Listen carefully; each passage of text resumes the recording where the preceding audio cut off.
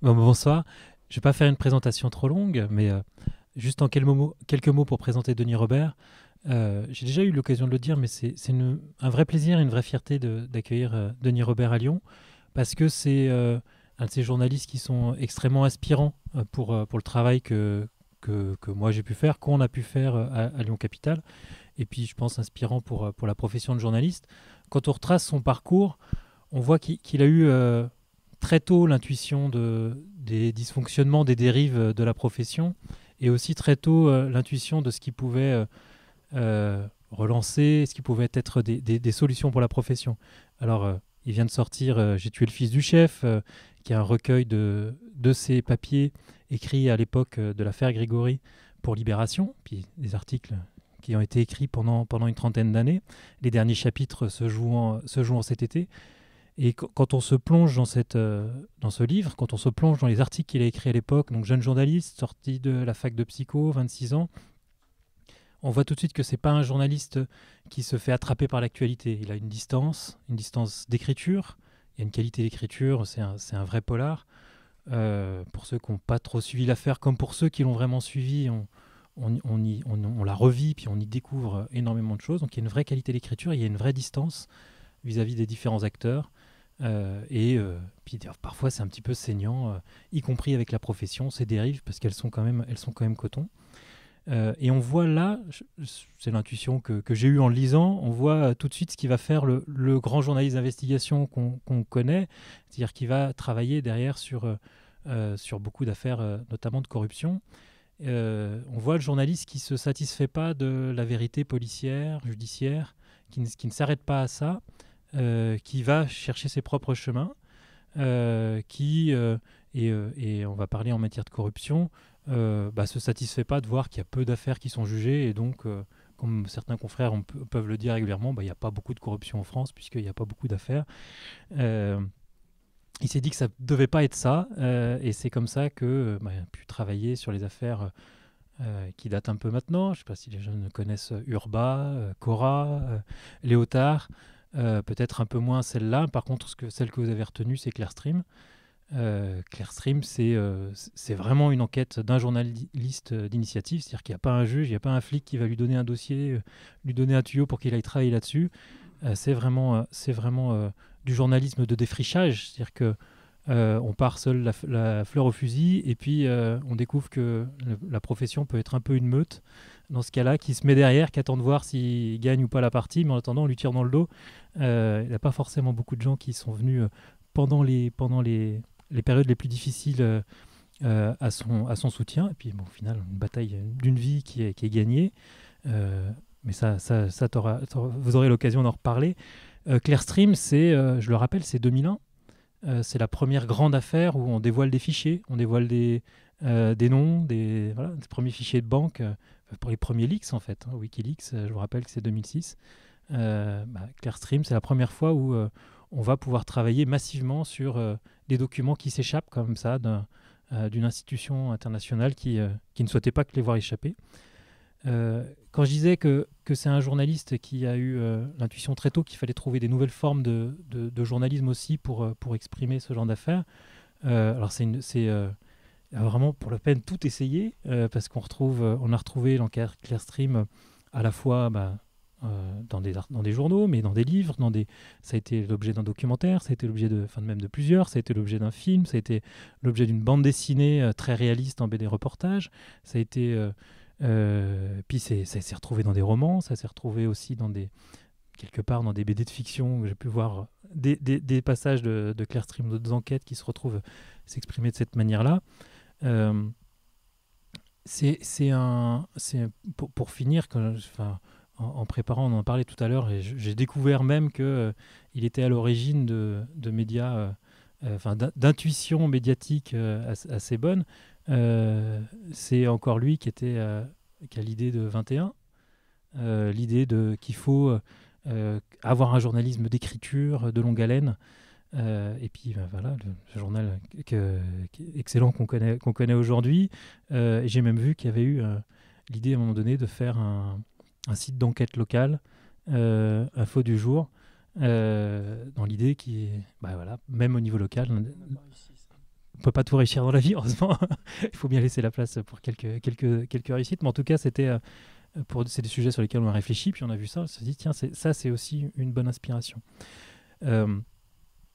Alors, pour 21, c'est l'intuition avec Laurent Beccaria qu'il fallait faire revenir à des récits longs, mélanger du reportage, etc.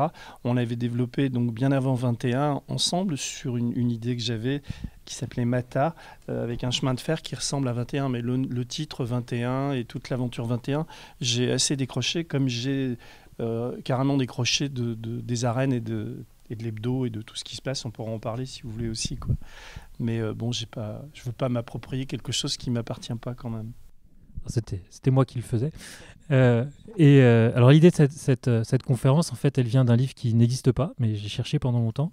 C'était Les leçons de journalisme de Denis Robert. Je me suis dit, il faut à tout prix que je trouve ce bouquin, puisqu'il était référencé. En fait, il y a quelques pages écrites, mais il n'a jamais été finalisé. Et donc, je lui en ai parlé à la conférence, au Salon du livre des lanceurs d'alerte en décembre dernier. Et donc, il m'a dit que bah non, le livre n'existait pas. Il m'a dit, bon, bah, faut venir en parler aux étudiants. Puisque le livre n'existe pas, on va en faire une conférence. Donc, c'était demandé à Denis Robert de tirer les leçons de journalisme de ses 30 ans très riches d'enquête. Avant de lui passer la parole, il y a Lefred Thoron qui va nous rejoindre, qui est un dessinateur, ami de Denis Robert, qui est pour moi le meilleur dessinateur de presse française, qu'on retrouve dans Le Canard enchaîné, dans L'Équipe. Si vous ne connaissez pas son nom, vous connaissez forcément son trait, et qui viendra nous apporter quelques petites touches d'humour sur cette conférence. Et voilà, et donc juste pour première question, j'ai vu sur Public Sénat que vous disiez que vous compreniez parfois la colère des politiques vis-à-vis des journalistes. Parce qu'en France, on était très en retard en matière de journalisme. Mais bon, sur Public Sénat, vous n'aviez pas le temps de le développer. Ça tombe bien, ce soir, on a du temps. Je me déplace assez peu. J'ai fait des conférences il y a 7-8 ans, j'en faisais quand même pas mal. Et là, je suis vraiment trop accaparé par mon travail d'écriture, de producteur ou de réalisateur de films. Enfin, j'ai vraiment très peu de temps pour me déplacer, malgré les invitations, les sollicitations. Et si je suis là, c'est parce que j'ai eu un bon feeling avec toi que je ne connaissais pas. On s'est effectivement croisés à ce salon. Tu m'as parlé de Lefred, qui est sans doute un de mes meilleurs amis. Et il y avait cette histoire assez drôle des leçons de journalisme, parce qu'on avait envie, Lefred et moi, on se voit, il habite Nancy, j'habite à côté de Metz, on se voit de manière irrégulière et on essaie souvent de trouver des prétextes, quoi. Et donc j'avais une petite maison à l'île d'Oléron et on s'était dit bon, on va se prendre une semaine. On s'est pris une semaine surtout pour aller manger des fruits de mer et boire du vin blanc, et notre passe-temps, c'était effectivement de faire ce livre qui s'appelait Les leçons de journalisme, et on a commencé à l'écrire et je trouvais que c'était et on avait une bonne idée, mais bon, il nous aurait fallu un peu plus de temps, quoi. Et comme on a tellement picolé pendant cette semaine qu'on en a quand même assez oublié d'écrire, quoi. Et donc, par contre, l'ouvrage a été référencé un peu partout, l'éditeur l'avait annoncé, mais on n'a jamais réussi à écrire. Donc la première leçon, c'est qu'un journaliste doit boire, tenir la boisson et avoir de bons amis. Et voilà, quoi. Donc, moi, je vais un peu improviser, réagir à ce que tu dis. Et puis ensuite, c'est une discussion. Moi, je suis toujours ravi de rencontrer des journalistes ou des enseignants en journalisme et de parler de ce que j'ai vécu. Parce qu'effectivement, si je vais bientôt avoir 60 ans, ce qui pour moi, ça fait très étrange de dire ça. Parce que, alors, j'ai compris que j'avais 60 ans en prenant le TGV la dernière fois, puisque j'avais une carte famille nombreuse, parce que j'ai 3 enfants. Et le type regarde ma carte et il dit... je lui dis, ah oui, je sais, il faut que je la change, puisque le 9 mai 2018, je devais changer ma carte famille. Le type me dit, c'est pas la peine, parce que vous pouvez avoir la carte du 3e âge, quoi. Et donc là, je me suis pris je m'étais pas rendu compte. Donc voilà, vous avez bientôt sexagénaire, mais je me suis jamais trop posé la question de l'âge, et j'ai l'impression que je suis toujours celui que j'ai été, quoi. Y compris au moment de la Vologne. Donc, quand tu m'as dit parler de Clearstream, j'avais pas envie, moi. Et comme je m'étais fait une sorte de vœu pieux de ne plus jamais parler de l'affaire Grégory. Et évidemment, de plus parler de Clearstream, quoi. Non plus, parce que, pour faire court, Clearstream, c'est 10 ans de ma vie. J'ai aucun regret ni sur les livres, ni sur la manière dont j'ai opéré, mais j'étais arrivé à un degré de saturation que vous pouvez aisément imaginer. L'affaire Clearstream se solde par une victoire importante, puisque la Cour de cassation, malgré tous les ennuis, les 63 procédures contre moi dans 5 pays, a dit que mon enquête était sérieuse, de bonne foi, et servait l'intérêt général. Et il existe aujourd'hui, pour tous les journalistes, une jurisprudence qui est très importante, qui permet de gagner des tas de procès en diffamation quand des journalistes s'opposent à des multinationales ou à des pouvoirs politiques, quoi. Et je ne voulais plus parler de Grégory non plus, parce que j'avais le sentiment que tellement de choses avaient été dites et écrites là-dessus, tellement de baves, tellement de saloperies, que j'avais pas envie d'en rajouter, quoi. Et au lendemain du procès de Jean-Marie Villemain, c'est-à-dire en novembre 1993, j'ai dit je veux plus m'exprimer là-dessus, quoi. Et j'ai tenu, j'ai fait un papier pour le Guardian en 2000, parce qu'on m'a demandé de choisir un lieu le type, le papier, c'était un lieu et une histoire, et ça m'avait tellement marqué que j'ai choisi le 16 octobre 84 et l'affaire de la Vologne. Et puis après, malgré les sollicitations qui sont absolument nombreuses et régulières d'éditeurs, de producteurs, pour me faire parler de ça, j'ai décidé de plus en parler. D'autant que j'ai noué une relation lointaine, mais affective et très forte avec les parents de Grégory, Christine et Jean-Marie Villemain. Je le raconte d'ailleurs dans un des articles du livre. J'ai découvert le film de fiction c'est une fiction qui a été écrite sur cette affaire de la Vologne, un 6 fois 1 heure pour France 3. Et le hasard a fait que je me suis retrouvé dans le cinéma le jour où le film est sorti, entre Christine et Jean-Marie Villemain. Et cette fiction avait pour particularité de recréer à l'identique, j'allais dire, les personnages, c'est-à-dire qu'il y avait vraiment l'enfant, avait le physique de l'enfant, les parents avaient... Et c'était un moment absolument déchirant, parce que il y a de telle passion, c'est tellement douloureux cette histoire, que quand vous retrouvez entre elle et lui, c'est un souvenir dingue, quoi. Et les seules personnes à qui j'ai demandé en quelque sorte l'autorisation de publier ce livre, c'est Christine et Jean-Marie Villemain. S'ils m'avaient dit non, n'en rajoute pas, je ne l'aurais pas fait, mais au contraire, ils m'ont dit oui, publie ce livre, il est important que quelqu'un comme toi témoigne de ce par quoi nous sommes passés, et était un des derniers, un des seuls à pouvoir en parler et à pouvoir le dire. Ce qui fait que j'ai publié le livre, et qu'effectivement j'ai pu apporter un contre-champ dans des débats et dans des... Et donc c'était important que le livre, dans cette forme-là, sorte. Je ne vais pas trop parler du livre et des livres, plutôt essayer de faire le lien entre effectivement l'affaire de la Vologne et Clearstream. Tu as parlé de Clearstream. Je crois que c'est Jean-Luc Mélenchon qui, au Parlement européen, a dit Clearstream, c'est la mère de toutes les affaires. Et c'est vrai qu'on est venu avant Wikileaks, avant LuxLeaks, avant les Panama Papers, avant tout ça. Et ça participait exactement du même principe, c'est-à-dire on sort une liste avec des noms et on est très, très attaqué. Et je crois que les consortiums de journalistes et ce qui a existé ensuite, ça a existé aussi de nos échecs. C'est-à-dire que nous, en fait, j'étais pas seul, j'avais un éditeur et j'avais un ami réalisateur et quelques amis avec qui j'ai fait le film. On était un tout petit groupe de 5-6 personnes, quoi.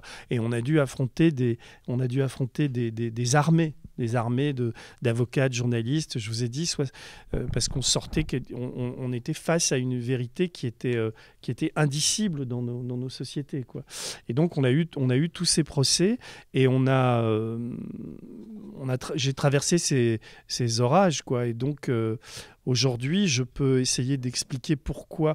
En fait, c'est devenu aussi important pour moi parce que on peut avoir une vision négative de ça en se disant que pendant les 10 années où je me suis battu, j'ai pratiquement plus fait de journalisme, parce que j'ai consacré tellement de temps à ma défense que j'avais pas le temps et pas l'envie d'enquêter sur autre chose. Mais ceci étant, je pense que c'était très important de mener ce combat judiciaire pour le gagner contre cette multinationale qui avait des moyens infiniment considérables, beaucoup plus importants que nous. Et comme je le disais tout à l'heure, ça a créé une jurisprudence. Je vous invite à aller sur Internet, vous tapez Cour de cassation Clearstream, vous verrez aussi que tous les procès qui ont été gagnés depuis grâce à ça, quoi. Le lien entre tout ça, évidemment, c'est-à-dire que... alors ici, on est dans une école de journalistes et qui est vraiment qui est belle. Enfin, c'est un endroit où on a envie d'apprendre, on s'y sent bien. Mais moi, j'ai toujours été très réticent à l'égard des écoles de journalistes jusqu'à ces dernières années où comme je vous l'expliquais tout à l'heure, j'ai aidé, en tout cas, j'étais à l'initiative du premier diplôme de web journalisme à Metz avec des amis qui l'ont créé. Parce que ma propre pratique du journalisme, comment je suis entré en journalisme, j'allais dire un peu comme on entre quelque part en religion, c'est-à-dire que j'y ai consacré énormément d'énergie, énormément de croyances, et j'ai toujours une part de moi qui croit au journalisme, mais j'y suis rentré en ne faisant pas d'école de journaliste. C'est-à-dire que moi j'étais lycéen dans la vallée de la Faine, j'ai eu mon bac, difficilement d'ailleurs, et ensuite j'ai très vite, j'avais eu l'école normale, j'aurais pu être instituteur, j'ai hésité, j'ai voulu faire un moment, je pensais faire une fac de médecine, et puis j'ai décidé de faire psycho. C'est-à-dire, je suis allé à la fac à Nancy, j'ai fait 4 années où j'ai fait à la fois de la sociologie, de la psychanalyse et de la psychologie sociale, puis de la psycholinguistique, puisque j'ai un DEA de psycholinguistique. Et quand je décide de devenir journaliste, en fait, c'est parce qu'à un moment dans ma vie, j'ai eu, c'était en 81, une forme, c'était pas une dépression, mais ça ressemblait un peu à ça quand même. C'est-à-dire que j'avais plus envie d'être l'universitaire que j'étais en train de devenir, quoi. J'aurais pu devenir psychologue scolaire, psychosociologue, je lisais Bourdieu, j'étais fasciné par Lacan, par Freud, enfin j'étais très assoiffé de tout ça, et je commençais à donner des cours à la fac, je commençais à faire passer des tests. Enfin, j'étais à un moment de ma vie où je me cherchais un peu. Et puis j'ai décidé de faire un grand voyage. Je suis parti en Inde, c'est pas très original, et je suis parti au Sri Lanka. Et quand je suis rentré, c'est pour ça que je vous invite tous, évidemment, après le bac, à faire de grands voyages et à vous confronter au monde, parce que ça m'a ouvert au monde. Et l'Inde, pour ça, c'est quand même dingue, quoi. Enfin, je veux dire, on a l'impression de débarquer dans un monde où le rapport à la pauvreté, à l'argent, au pouvoir, à la religion est complètement différent de tout ce qu'un occidental ou même un Chinois ou un Américain peut vivre. Bref, quand je suis rentré de ce voyage, j'avais plus envie d'être un analyste, j'avais envie d'être un acteur dans cette société. Et j'ai créé un journal avec des amis qui s'appelait Santiago. Et puis très vite, j'ai été repéré par ce journal par Jean-François Bizot, qui était le patron d'Actuel. Actuel était un mensuel technologique et gai. Et Jean-François m'avait un peu été bluffé par le journal qu'on avait créé. Et donc j'ai passé 7-8 mois Actuel à Paris, donc en quittant la Lorraine. Et j'étais pas très à l'aise dans ce journal parce qu'il y avait un côté... C'est-à-dire que je me suis chopé... Pendant les premiers mois d'Actuel, j'ai fait tout ce qu'un type qui découvre dans la vie parisienne, c'est-à-dire le shit, évidemment, la cocaïne, le palace, les filles, enfin j'ai aucun regret, c'était formidable, hein, mais il y a eu une fatigue assez vite chez moi, c'est-à-dire que il y avait un monde de paillettes, de choses comme ça, et il y avait le personnage de Jean-François qui était une sorte de gourou, pas dans le sens où on était en admiration devant lui, mais il avait aggloméré autour de lui des journalistes, quoi, et des gens qui vont... Il y en a plein. Il y a Paul Morera, il y a Christophe Nick, il y a Carl Zero, il y a Vandel. On est des dizaines et des dizaines à l'avoir côtoyé. Et il nous a mis le pied à l'étrier. Et il y a une anecdote qui est révélatrice de cette situation. J'étais tellement mal à l'aise et je l'aimais vraiment bien que j'avais du mal à le quitter. En plus, on était payé au black. Donc, on était payé un peu à la pige, mais tu as besoin de fric, il nous filait de... C'était très particulier, Actuel. Et donc, un jour, j'en avais marre de tout ça. Et je lui ai dit, je vais acheter des cigarettes. J'ai acheté un paquet de Marlboro. Et je descends du journal. Et quand je pars acheter mon paquet de clopes, je vais vraiment acheter des clopes, c'est-à-dire que je ne sais pas ce que je vais faire ensuite. Et j'achète mon paquet de clopes et sur le chemin du retour, je décide de ne plus remonter au journal, quoi. Et je rentre, je pars ailleurs, quoi. Et en 1980, là on est en 83, Et en 1996 sort mon premier, on va dire, gros succès de librairie c'était Pendant les affaires continuent. Et je suis invité à Radio Nova. Donc il s'est passé 13 ou 14 ans, quoi. Et Radio Nova appartient à Jean-François. Et je vais à Radio Nova. Euh, et j'arrive dans les escaliers. Et puis c'est Marie Coleman, ou je ne sais plus qui était là, encore une amie d'Actuel, qui me dit Jean-François veut te voir, quoi. Et donc je vais le voir. Il ouvre la porte et il me dit alors tu les as achetés tes clopes? Et voilà, c'est comme si on s'était. Donc ils m'en voulaient un peu, ils se souvenaient absolument de tout ça. Et moi j'étais un peu gêné, mais après on est devenu. Ça a recréé un lien entre nous. Bref, après Bizot, je traverse Paris et je vais rue Christiani à Libération. Et là, j'ai toujours envie d'écrire, moi. Donc, déjà Actuel, je faisais du rewriting, mais je m'ennuyais. Et à Libération, je me dis, ça va être formidable parce que Libération était ces époques-là, il y avait encore des grands papiers, il y avait une qualité d'écriture, il y avait un investissement dans le journalisme. Aujourd'hui, on dirait littéraire, mais pour nous, c'était du journalisme, quoi. Et puis, je leur dis voilà, que pareil, ils me connaissaient par Santiago. C'était une super carte de visite pour nous, ce magazine qu'on avait créé avec quelques amis, dont le Fred, dont Kafka, Francis Kunz, qui était à Groland aujourd'hui, enfin tout ça. Et c'était une carte de visite pour moi. D'ailleurs, c'est un petit conseil pour vous, si vous voulez exister en dehors de l'école et de vos motivations, et essayer de créer des choses, quoi. Et tout ce que vous créez, tous vos films et tout ça, ce sont des cartes de visite. Et mettez-y votre âme, mettez-y ce que vous avez à l'intérieur de vous, quoi. Ne trichez pas avec ça. En tout cas, c'est ce que j'avais fait avec Santiago. Et à Libé, ils m'ont très vite, j'en ai eu marre de Paris, j'avais envie de rentrer chez moi en Lorraine, quoi. Et donc, je sais que le premier article important que j'ai écrit, ça s'appelait Ma nuit chez les Sidés. Et je suis retourné de Paris à Longwy. Et c'était, je pense, la dernière grosse manifestation ouvrière. C'est-à-dire les sidérurgistes étaient encore casqués, il y avait des bombes lacrymo, il y avait des armées de CRS qui chargeaient, les types avaient j'ai gardé ça d'ailleurs, des gros boulons, tu sais, qui ont envoyé au CRS. Moi, j'étais reporter, donc j'étais là, et j'avais fait un article où je racontais ma nuit à Longwy, quoi, avec cette ambiance de manifestation, etc. Et j'ai un souvenir très... comment dire, très ému, le lendemain de voir dans Libération mon nom, avec la une, avec mes mots, qui n'avaient pas été retouchés, ma signature. Enfin, c'était très, peut-être immodeste, mais en tout cas, c'est quand j'avais 24 ans, 25 ans, et je me dis, putain, j'ai envie de faire ça toute ma vie, quoi. C'est trop bien d'aller quelque part, de raconter une histoire, de changer le monde à travers ce qu'on écrit, quoi. Et donc voilà, c'est comme ça que j'ai commencé. Et eux n'avaient pas très envie que je revienne à Paris. Ça tombait bien parce que moi, j'avais pas très envie d'y retourner. Et donc j'ai commencé à être correspondant dans l'Est, là-bas, quoi.